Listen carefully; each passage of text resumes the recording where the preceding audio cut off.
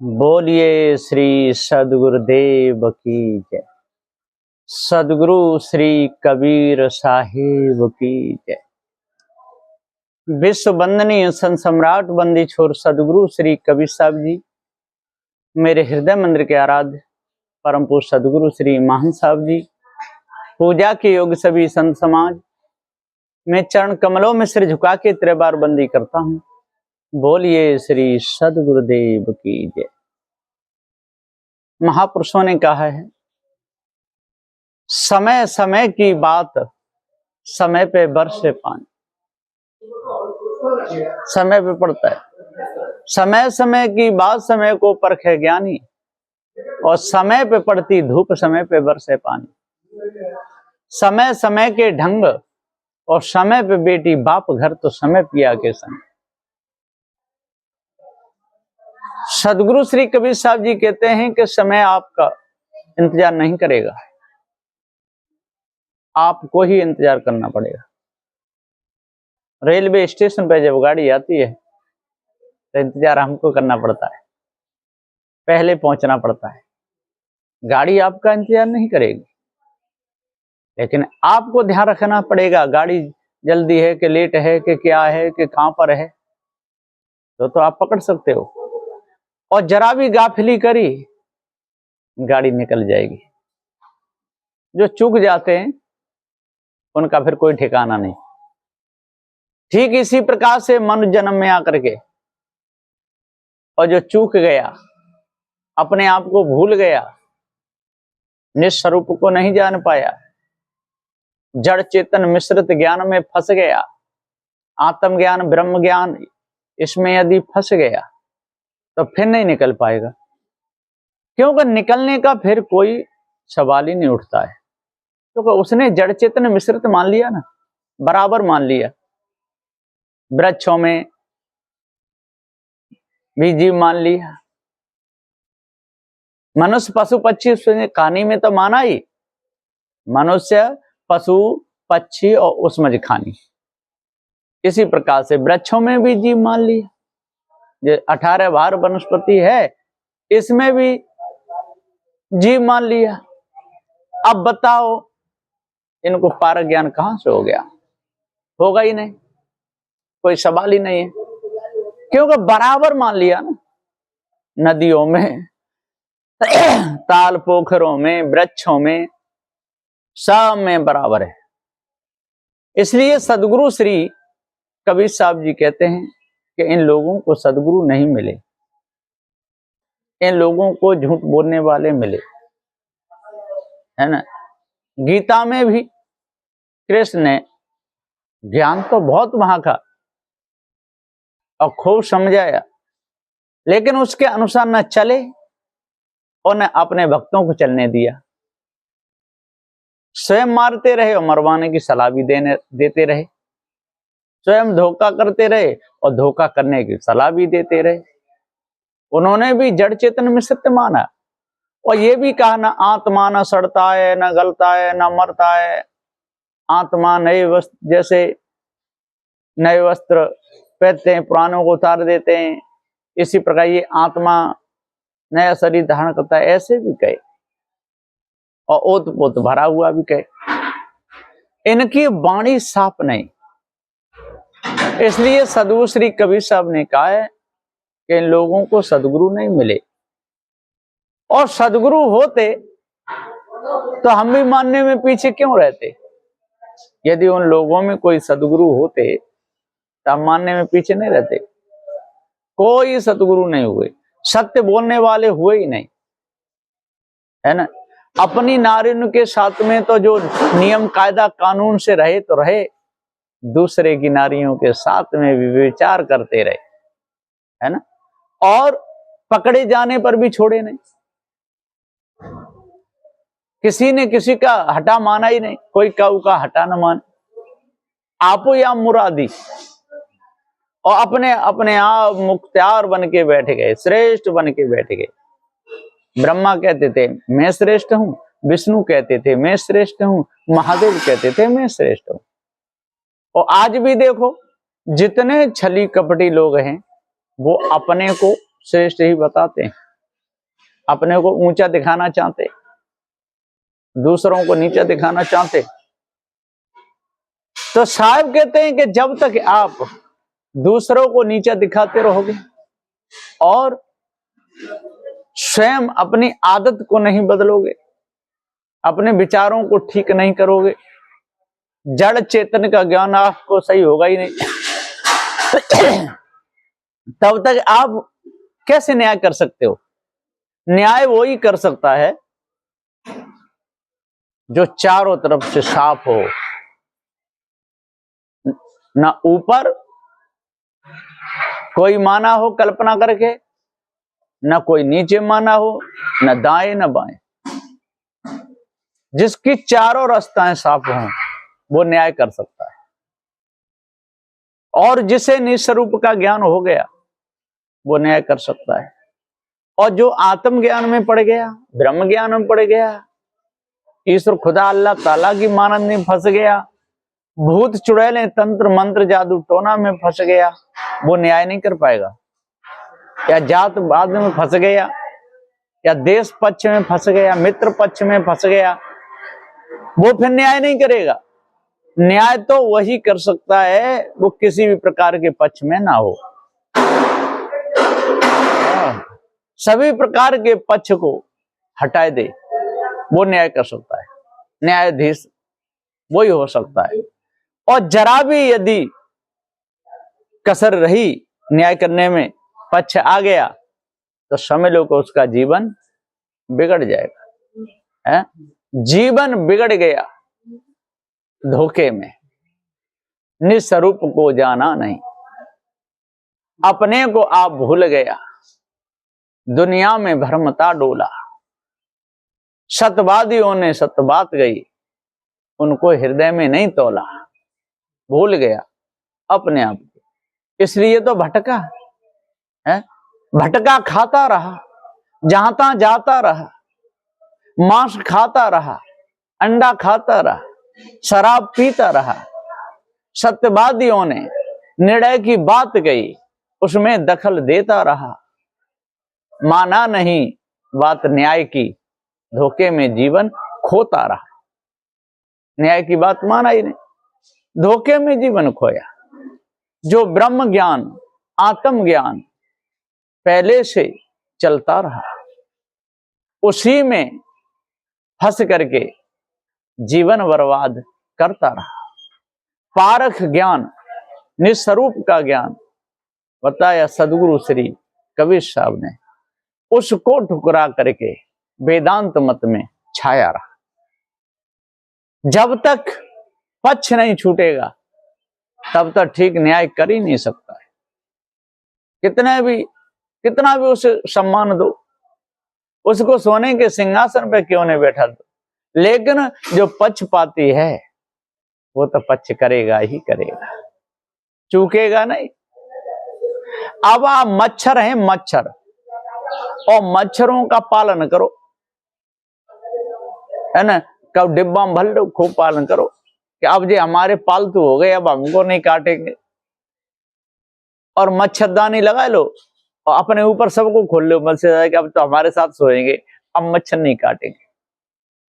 इतने डंक चबाएंगे सारे खूनों को चूस लेंगे, है ना, कितना पाल। इसी प्रकार से जो पक्षपाती है, जो दुराचारी है, जो कपटी है, उसका कितना भी सम्मान करो, कैसे भी करो, लेकिन दाव परे पर वो चूकेगा नहीं, मानेगा नहीं।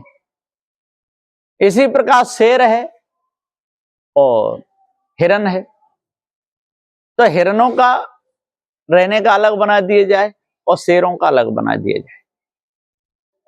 खाने पीने की जो सुविधा है शेरों की वो भी कर दी जाए, सिंहों की, और हिरनों की भी कर दी जाए। और किसी तरह से हिरन अपने घेरा से बाहर गया और शेर भी आ गया, तो एक झपट में हिरन को मार ही डालेगा, क्योंकि उसका तो स्वभाव ही है मारना काटना खाना, मांस उसका भोजन है और वो छोड़ेगा नहीं। इसी प्रकार से मनुष्य जन्म में आ गया और जड़ चेतन का ज्ञान नहीं हुआ, पूरा निर्णय समझ में नहीं आया तो तुरंत पक्ष ले जाएगा, जैसे हिरण को मार के शेर खा गया। इसी प्रकार से जो सीधे साधे भोले वाले हैं, उनको परेशान करने में वो कसर नहीं छोड़ेगा, मानेगा नहीं, दाव परे पर अपन वो हमला कर ही देगा।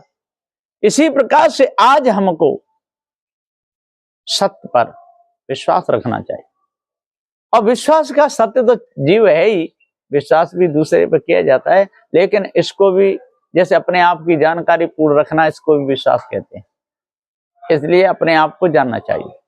जिसने अपने आप को जाना उसने सब कुछ जाना, जिसने जड़ चेतन के भेद को जाना उसने सब कुछ जाना, जिसने झूठी मानंदी त्याग दी उसने सब कुछ जाना, जिसने खान पान सुधार लिया उसने सब कुछ जाना, जिसने देवी देवता तंत्र मंत्र धोखा जितना छाया है सारे संसार में उसको त्याग दिया, तो समझो उसने सब कुछ जाना। और यदि नहीं त्याग पाया, पैसे वाला भी हो गया, उसने कोठी बंगले भी बना लिए, मित्र या दोस्त भी बहुत बढ़ा लिए, खूब खाता खिलाता है, लेकिन उसने निज स्वरूप को नहीं जाना, तो कुछ भी नहीं जाना, उन्होंने खाक नहीं जाना, वृथा भूभार होते हैं। इसलिए वेदों की मानंदी अपने अनुसार है, शास्त्रों की मानंदी अपने अनुसार है, पुराणों की मानंदी अपने अनुसार है, कुरान बाइबल इनकी मानंदी अपने अनुसार है। और जो सदगुरु श्री कबीर साहब जी की जो मानंदी है, ये मानंदी मानंदी नहीं, ये तो निर्णय की हुई, सिद्ध की हुई, बिल्कुल यथार्थ ज्ञान सिद्ध किया हुआ वाणी है, बिल्कुल सिद्ध की हुई। क्योंकि जड़ और चेतन दो पदार्थ हैं। जड़ में ये चारों तत्व प्रत्यक्ष दिख रहे हैं, और जनैया चेतन जी प्रत्यक्ष है। जीव वस्तु है तब तो ज्ञान है, यदि जीव अवस्तु होता तो अवस्तु में ज्ञान होता ही नहीं। ज्ञान तो वस्तु में होता है, अवस्तु में नहीं होता। इसलिए और जड़ में भी नहीं होता, अवस्तु में तो ज्ञान होता ही नहीं, वो तो कोई वस्तु ही नहीं। और जड़ है तो जड़ में भी ज्ञान नहीं होता है ना। पृथ्वी जल वायु अग्नि में ज्ञान नहीं है। और जितने पुतले बना दिए जाते हैं मनुष्यों के द्वारा, उनमें भी ज्ञान नहीं है। और देखो जी, मोबाइल भी बनाया है मनुष्यों के द्वारा, इसमें ज्ञान नहीं है, ये तो यंत्र है, काम कर रहा है जीव के द्वारा।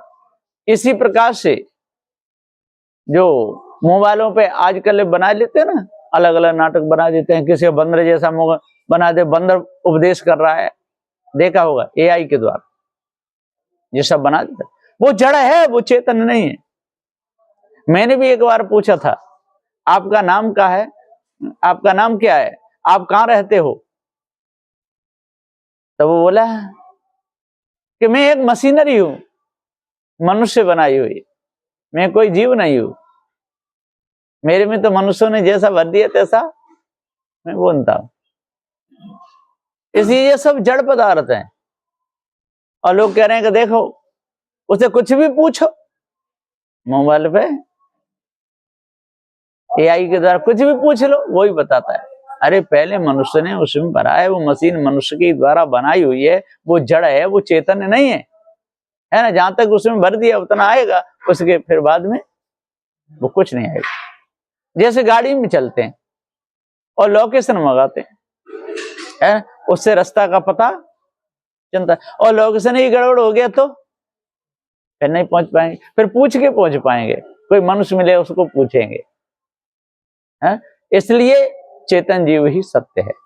ये लोकेशन डाला है जीव मनुष्य ने, ये एआई के द्वारा जितना ये सारा काम हो रहा है, ये बनाया रोड सिस्टम, ये किसने बनाया, मनुष्य ने। सारा काम हो रहा है। आजकल तो ऑपरेशन भी वही कर रहे हैं अस्पतालों में, लेकिन मनुष्य ना हो तो करेगा क्या, ऐसा होगा ही नहीं। तो मानुष तेरा गुण बड़ा, मांस न आवे काज, हारन होते आवरण तुचान बाजन बाज। सदगुरु श्री कबीर साहब जी कहते हैं कि मानुष तेरा गुण बड़ा, मांस न आवे काज, हारन होते आवरण तुचान बाजन बाज।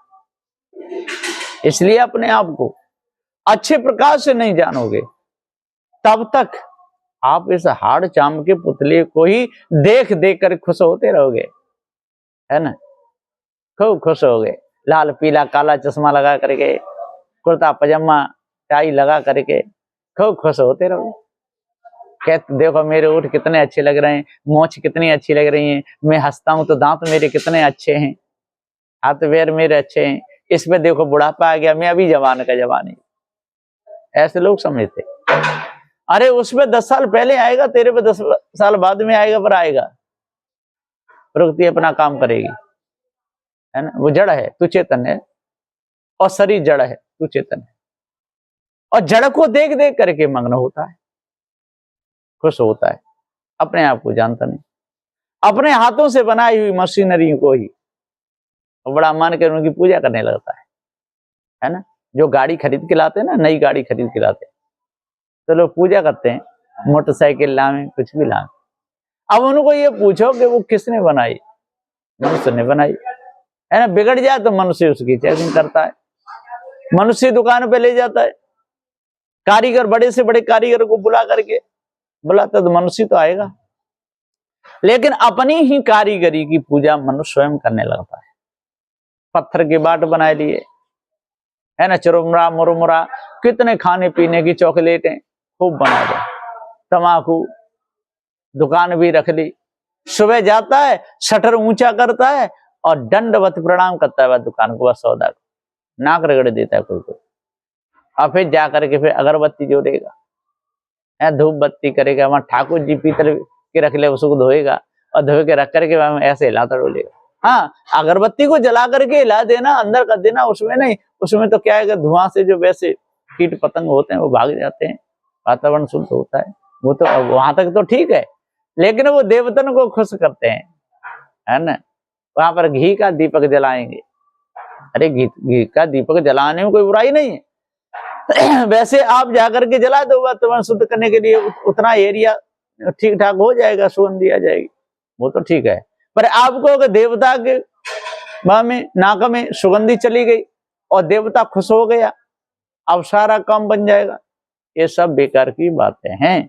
अब पत्थरों की पूजा करना, बाटों की, तखरी की पूजा करना, तखरी तो लेंगे ऐसे करेंगे और फिर ऐसे हाल है, ऐसा तो लेंगे।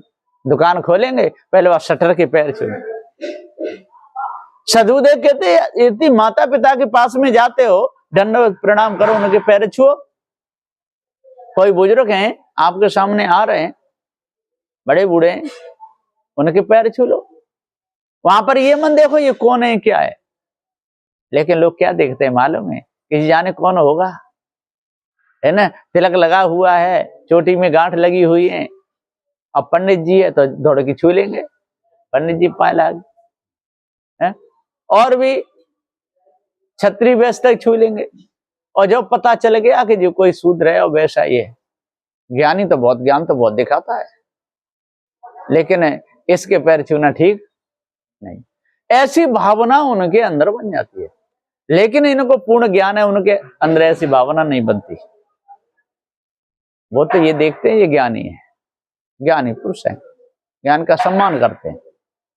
तो जो ज्ञान का सम्मान करते हैं वही वास्तव में ज्ञानी है।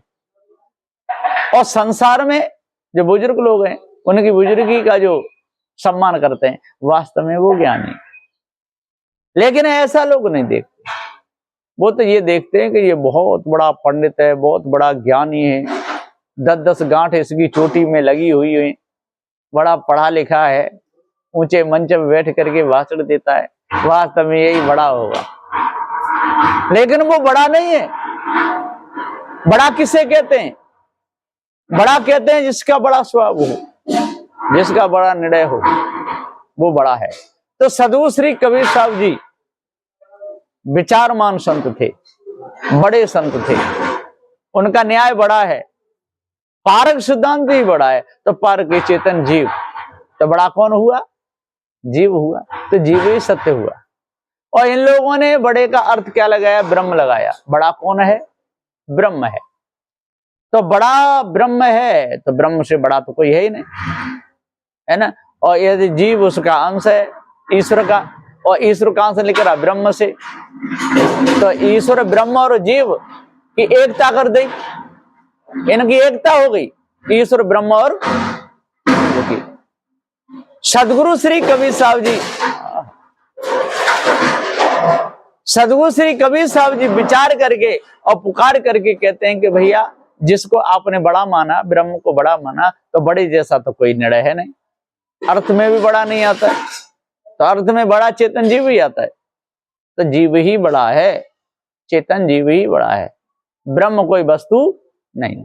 लेकिन इन्होंने व्याख्या तो की बड़े की, और करके फिर बोले कि अब ब्रह्म है, निर्गुण है, निराकार है, अगम है, अपार है, चित्तमन बुद्धि वाणी से परे है, तो फिर क्या बड़ा किसको मानो, जीव को, तो जीव ही ब्रह्म है।